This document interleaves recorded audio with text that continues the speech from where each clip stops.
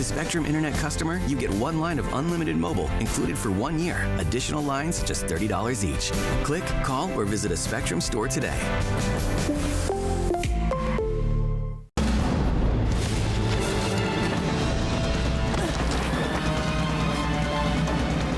Even the mighty might not see it coming. It's prediabetes, and it captures 1 in 3 adults. But you can escape.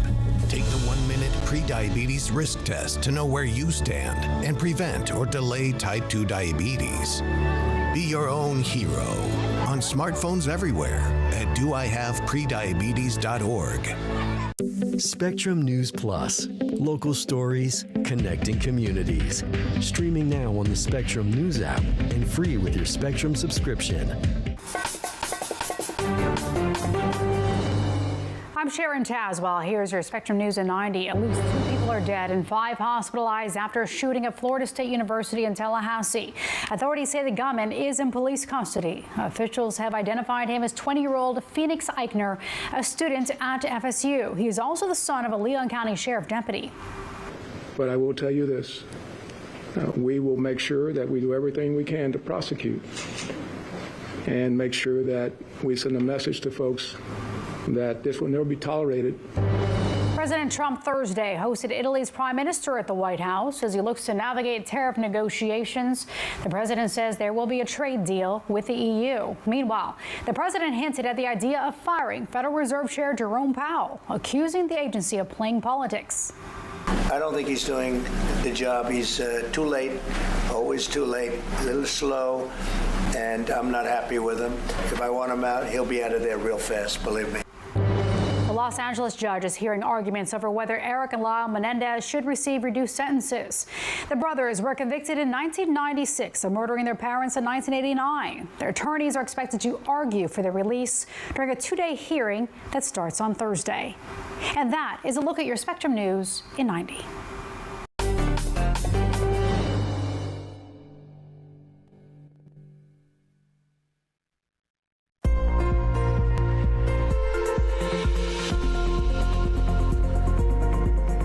I'm meteorologist Brittany Hamilton. We are going to be looking at some storms moving through the plains, a few rounds of storms that could bring the chance for some gusty winds and hail, as well as some flooding concerns, cold and snowy weather for parts of the Rockies, and we'll see temperatures warming up throughout the east. As we look at the big picture, you can see that snow ongoing across parts of the west and rain and storms in the Midwest.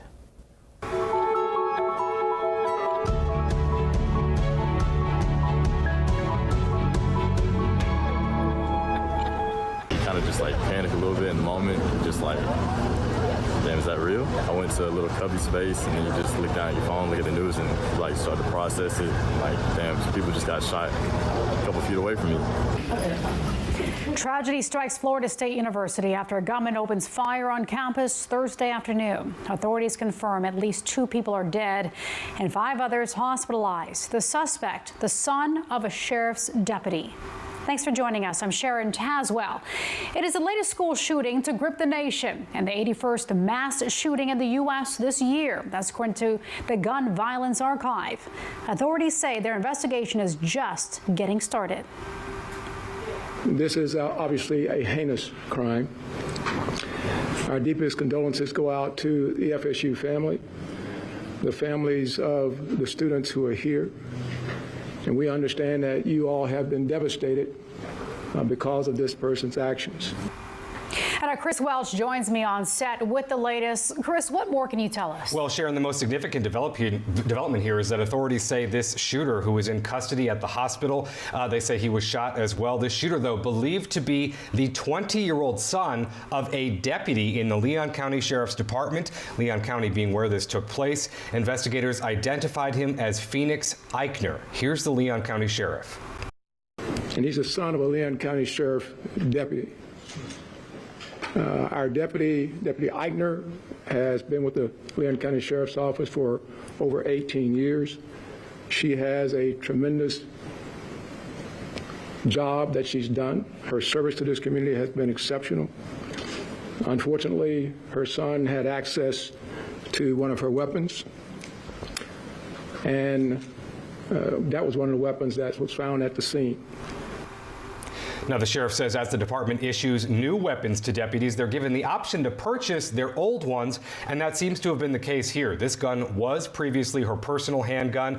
He was asked if there's any reason to believe the mother might be put on any kind of leave. He said right now, no. They say this 20-year-old suspect was even a part of the sheriff's office's youth advisory council, meaning he was, quote, steeped in the sheriff's office's family and would have been part of training programs as well. Now, this all began shortly before noon on Thursday when reports came in of a reported gunman firing in the vicinity of the university's student union.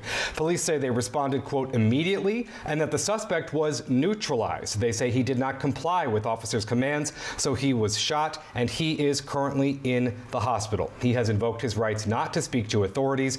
Once again, 2 individuals were killed here, and the 2 who were killed, authorities say, were not FSU students. I saw a horde of students running in a frenzy where I realized what was going on. I think I might have heard someone say it was an active shooter event, so I quickly grabbed what I could and just got out of there. And what I heard, it sounded more like an automatic weapon, and it was just absolutely horrific. And it's something I'm not gonna forget for a very long time.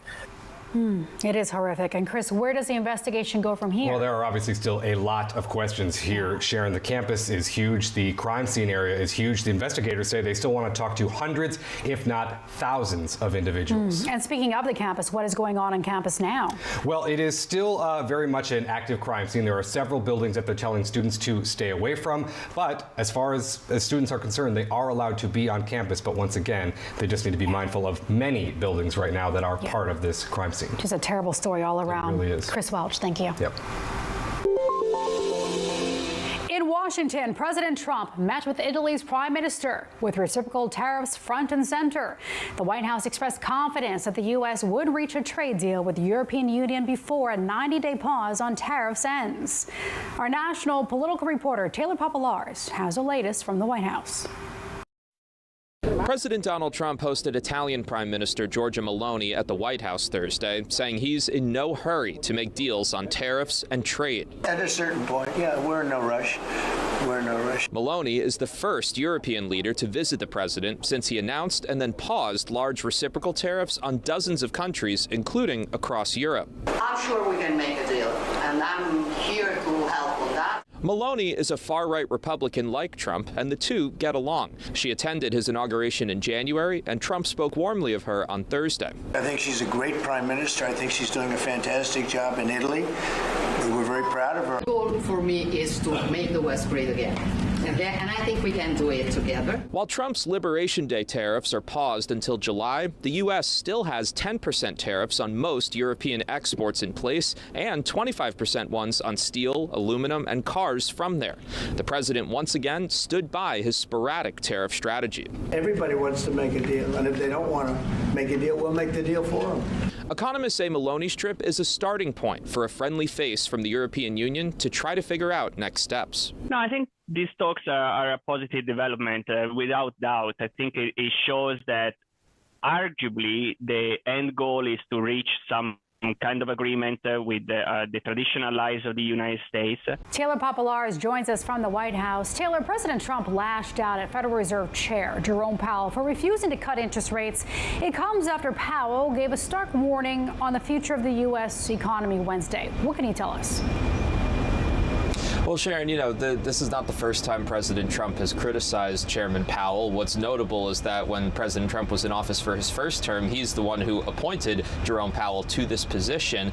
But what this all kind of circles around is that the president thinks Jerome Powell and the Federal Reserve should be lowering interest rates at a faster rate than the body is right now. What's notable about his comments saying that he could push out Jerome Powell if he wanted to is that currently it's not really how it works. There's legal precedent that shows the Federal Reserve is an independent agency that the president can't necessarily plop in and say, hey, I'm going to fire and rehire somebody there. The Supreme Court is in the process of hearing a case about this that could make it easier for the president to push out the chair of the Federal Reserve. But until that happens, it seems unlikely, though it's worth noting that the president is making these comments today and trying to pressure the Federal Reserve, though Jerome Powell in the past has indicated he's not going to respond to that pressure. He's going to keep his head down and carry on. All right, Taylor Popolaris in Washington. Thank you. More questions over the Trump administration's actions regarding the man mistakenly deported to El Salvador. The new developments coming up on Spectrum News.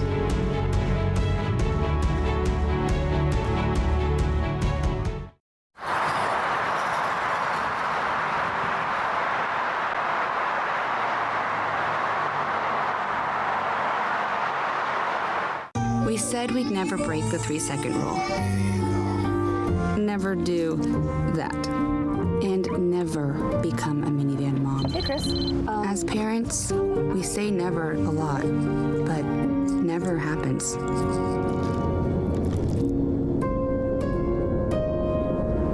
So when you say you'd never leave your child in a hot car, know it can happen.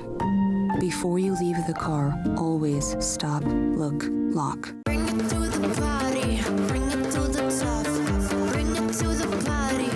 Never gonna stop. Enjoy, unwind, connect with Spectrum TV on Demand.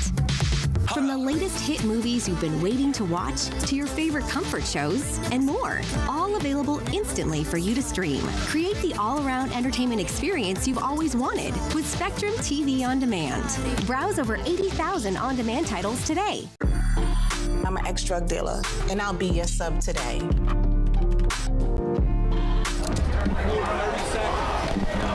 Two milligrams of fentanyl can be lethal. A lethal dose is in here. Who gets it, I won't know. It's cheap, it's potent, and it's profitable. The sad reality is, fentanyl is being mixed into everything now. More kitchen now.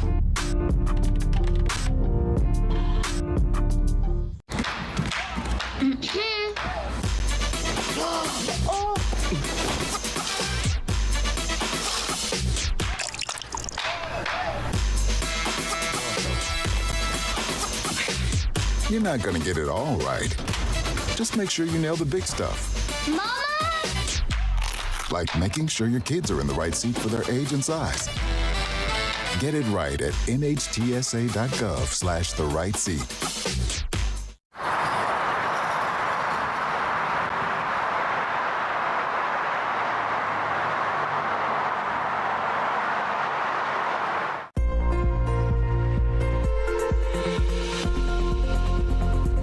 Welcome back to your Weather on the Ones. I'm meteorologist Brittany Hamilton. As we look at satellite and radar, we've been watching showers and storms developing across parts of the Midwest, the upper Midwest, but in the Rockies, we're dealing with some snow, wintry weather in place there. Now, as we look at our severe weather outlook tonight through early Friday morning, you do have areas like Omaha included in this level 3 risk on a scale of 1 to 5. And then as you get into southern Minnesota, as well as Iowa, a 2 on a scale of 1 to 5, with the main threats being damaging winds as well as large hail, but isolated tornadoes can't be ruled out, especially tonight going into early tomorrow morning. Now, as we look at our severe weather outlook for Friday, this one extends from parts of the Midwest that includes most of Michigan, going through Chicago, St. Louis, and kicking all the way back into northern Texas, a 2 on a scale of 1 to 5. The risks are the same in terms of the damaging winds and large hail being the main threats, and also add in the fact that we could see some heavy rounds of rain that could cause some issues with flooding. So as we look at our futurecast here going through early Friday and throughout the day, we'll see a bit of a break once we get into the afternoon. Temperatures are going to warm up. We're going to have a lot of warm, humid air, and that could fuel some storms Friday night going into Saturday. And you see these rounds of storms developing and continuing to build as we get into Saturday night, and then another round developing for the end of the weekend. So waves of storms, really we'll see some breaks, but again, those chances will be around for the end of the week and the weekend. Looking at temperatures for Friday, Denver 34 and some snow. We'll talk more about the snow coming up in less than 10 minutes. 86 for Dallas, windy in Chicago, 78, 83 in Memphis. So very warm ahead of this front. Now, as we get into Saturday, we have some cooler air moving into Kansas City, a high of 57 with some rain, but near 90 for Atlanta and Raleigh.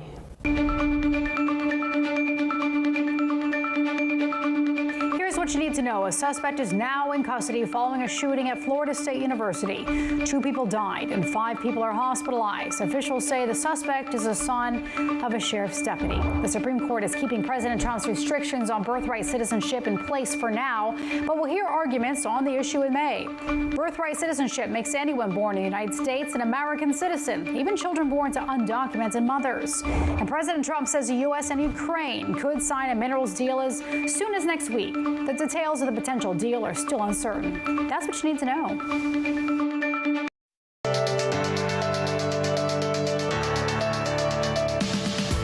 An appeals court calls the Trump administration's actions regarding the man mistakenly deported to El Salvador shocking and a scathing new ruling Thursday. The White House has been defiant, despite a Supreme Court ruling ordering the administration to facilitate his return. Our Evan Kozloff has more on the latest ruling.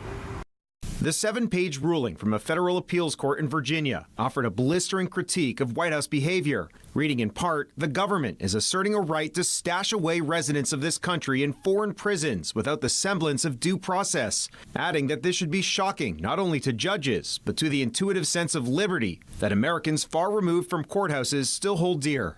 This ruling allows for a lower court order demanding sworn testimony by administration officials to move forward. All of this tied to the deportation of Kilmar Armando Abrego Garcia. The Salvadorian native was deported from Maryland to a notorious mega prison in El Salvador last month. That's despite a 2019 court order preventing his deportation to that country. White House lawyers conceding that his removal was due to an administrative error. All this as a Supreme Court ruling last week ordered the administration to, quote, facilitate Abrego Garcia's return, although the High Court stopped short of requiring this since presidents have wide authority over foreign policy. I don't see how judges can take that authority away from a president.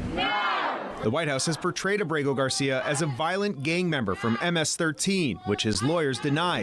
Of course, I'm not going to do it. Earlier this week, President Trump hosted El Salvador's President Nayib Bukele at the White House, who said that there are no plans to return Abrego Garcia to the U.S. They stopped us because they're under orders not to allow us to proceed. Maryland Senator Chris Van Hollen raising the alarm from El Salvador on Thursday, where he says he was not allowed to visit Abrego Garcia in prison. We need to make sure that the court system works and due process works, because if you take it away for any individual, it's a very short road to taking it away for every American. And this legal drama comes as a separate federal judge on Wednesday ruled that probable cause exists to hold Trump officials in contempt over its use of the Alien Enemies Act to quickly deport alleged gang members. The judge saying that the administration violated his orders to have the planes full of migrants return to the U.S. In Washington, I'm Evan Kozloff, Spectrum News. A federal judge rules Google's digital advertising network violated antitrust law and illegally built monopoly power. Google was found to be illegally exploiting some of its online marketing technology to boost the profits fueling its empire worth $1.8 trillion. It marks the U.S. government's second major court victory over the tech giant in less than a year. Now, last August, it won an antitrust case related to Google's search engine. Google is likely to appeal.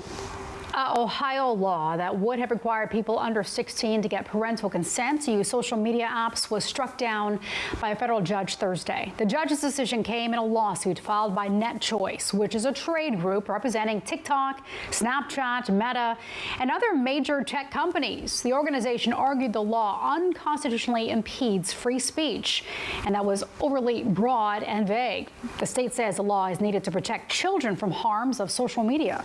A light show shines bright on One Ohio City. The efforts that went into making the multi-million-dollar project happen. Just ahead.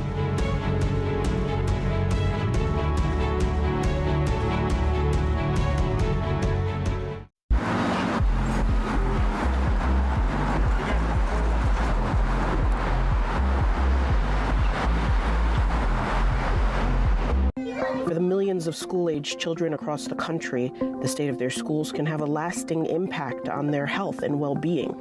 The majority of school districts aren't doing comprehensive regular water quality testing. As CO2 levels rise in a space, cognitive function takes a direct decline. We visit 2 school districts working to create safe and healthy environments for their students. Watch Exploring Your Health, Curing Our Classrooms, available on the Spectrum News app. Look at this.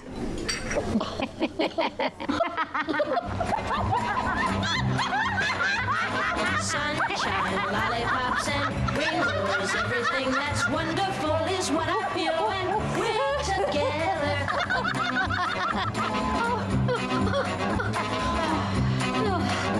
Oh, that was funny. It's all about connecting with seamless connectivity.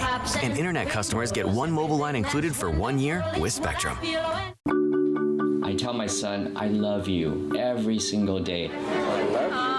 Now, my dad has never said that to me. Not because he doesn't love me, but because culturally it wasn't comfortable for him. Now that he's a grandfather, he says, I love you to my son every time he sees him. My advice to all the fathers out there, forget the cultural restrictions. They grow up way too fast for you to waste even a single precious moment.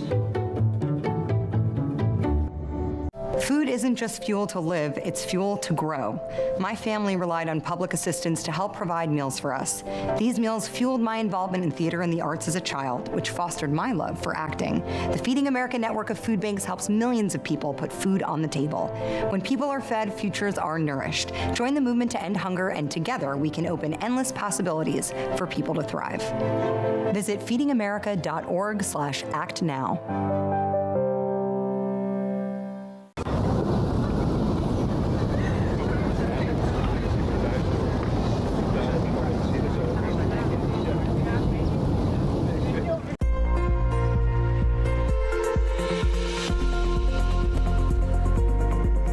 Thanks for sticking with us. I'm meteorologist Brittany Hamilton. We're looking at our temperature pattern over the next couple of days. We have cooler air rushing into the west. That's providing the cold air for snow and wintry weather across the Rockies. And then ahead of that, we have a lot of warm air, and that's where we could see some showers and thunderstorms developing with that warm air coming from the Gulf.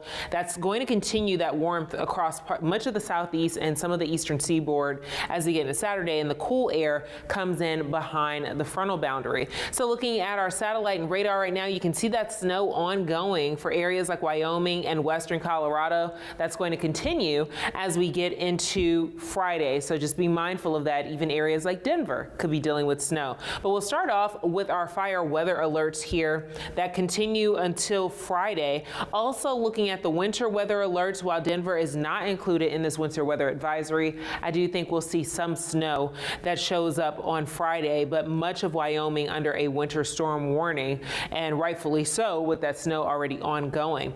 And also across parts of the Midwest, we'll be keeping an eye out for showers and thunderstorms. We mentioned the severe risk over the next few days. Well, the risk for excessive rainfall, especially on Saturday, looks like we get this bullseye here through much of Missouri, a 3 on a scale of 1 to 5. That does extend back into Oklahoma, and then a level 1 and 2 risk back into Texas, and also extending over into Chicago. Now looking at our expected rainfall, as of right now over the next few days, some spots could see 3, maybe even 4 inches of rain by the time this is all said and done. As we look at the futurecast, you see that snow ongoing, also some rain for the Four Corners region, and those storms developing. Then it sort of spreads out, becomes a bit more widespread, and this is where we're looking at more rain potential for Saturday afternoon going into Sunday. While there is a severe risk, it's a little bit on a lower end going into the end of the weekend and early next week. But we will have to keep an eye out for any storms that may try to develop along that line. Temperature-wise, for the second half of the weekend, still pretty warm across much of the southeast, but cooler and rainy for Chicago and Kansas City with highs in the 50s, 73 for LA on Sunday afternoon. And then Monday, still raining in Chicago, also some rain for Memphis, and we'll see some rain chances in New Orleans with a high of 82.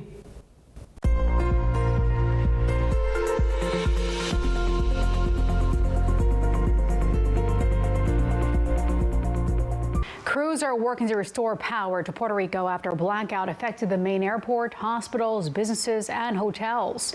At least 56% of customers had power restored by Thursday afternoon. While the cause is not yet known, extensive hurricane damage, a lack of maintenance, and investments in its power grid are likely to blame. Well, Governor Jennifer Gonzalez Colon was elected last year after promising to cancel the contracts at 2 energy companies. She is now facing more pressure to do so.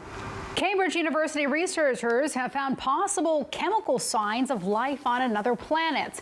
The planet known as K2-18b is orbiting a star 120 light years away. Scientists detected signs of gases emitted by living organisms on Earth. They have not detected actual life forms, but the gases could be signs of a biological process. The study was published in the astrophysical journal Letters. Lights shined on downtown Cleveland Wednesday night with the nonprofit organization's new illumination project. The $5 million initiative is a permanent light show in Cleveland's public square. Spectrum's Katie Prefer was there for the first light up. 3, 2, 1, light it up! Paris is the city of lights, but many also reference Cleveland as that, being that Cleveland was the first city in the United States to be fully illuminated by electricity back in 1879. And now Cleveland is fully lit again, this time with a new light show. It's a project that is going to add beautiful every evening lighting to public square on buildings all over, colors, movement, shapes. Destination Cleveland debuting Illuminate Cle, a 6-minute-long light show with music from Cleveland artists that lights buildings in public square. It will run every night from sunset to 11 p.m. A show that will take place every hour on the hour. Destination Cleveland was planning this project for 2 years, but the original inspiration happening years ago. David Gilbert with Destination Cleveland says he was inspired by a trip to Brussels, Belgium that he and other community leaders and people from Destination Cleveland took several years ago. We came on this town square they have, and beautiful 400 or 500-year-old buildings, cobblestones on the ground, and it had this incredible lighting, and there were hundreds of people sitting on the ground just socializing, taking it all in, and we just felt like we could do that. Gilbert says Cleveland is the first city in Ohio to have something like this. The goal, to attract more people to public square while also making it safer. We have pride in our city that we want to light it up. We have an amazing place, beautiful architecture, and I think what you will see in the show highlights the passion for Cleveland. Following the last show each night, bright white lights will continue to illuminate public square for safety purposes. For Spectrum News, I'm Katie Prefer. You the protectors of this world? Yes, we are. Your planet is now marked for death. A new trailer for the Fantastic Four, First Steps, introduces a Silver Surfer to the Marvel Cinematic Universe. The Galactic Surfboarder is played by Julia Garner. The trailer also shows a superhero quartet fighting together in an alternate 1960s New York. Pedro Pascal is Mr. Fantastic. Vanessa Kirby plays the Invisible Woman. Joseph Quinn is the Human Torch, and Evan Moss-Backrack portrays the Thing. The film opens in theaters July 25th. Lee Corso, the longtime ESPN broadcaster for College Game Day, announces his retirement. The 89-year-old says his last show will be College Game Day's Week 1 broadcast on August 30th. The iconic broadcaster has been a part of Game Day since 1987. Corso is largely known for his endearing expressions and elaborate headgear worn for his game predictions, which started back in 1995. Corso has correctly picked 286 of his 430 selections, wearing everything from helmets and mascot heads.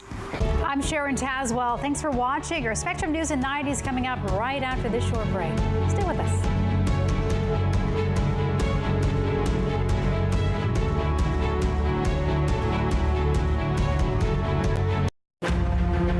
Friday nights, The Big Deal with Errol Lewis, where Spectrum News' local political journalists break down the most important issues shaping our nation. Our journey towards improving mental health doesn't always present a clear path. Every Thursday on Your Mental Health, we listen to voices across our communities, discussing the challenges of everyday life and presenting accessible resources to guide us along the path to our well-being, providing hope and empowering choices that light the way to a healthier you. Your Mental Health with Dr. Nicole Clark, Thursdays on Spectrum News Plus, available on all your favorite devices. It's game time at the arena, and 20,000 fans are looking for a win. With an ultra-high-speed network and seamless Wi-Fi, fans can get in the door fast and share the game's best moments in real time. And with Spectrum Business committed to keeping them connected 100% of the time, they won't miss a second of the action. A secure, reliable connection from Spectrum Business means the fan experience is a guaranteed win.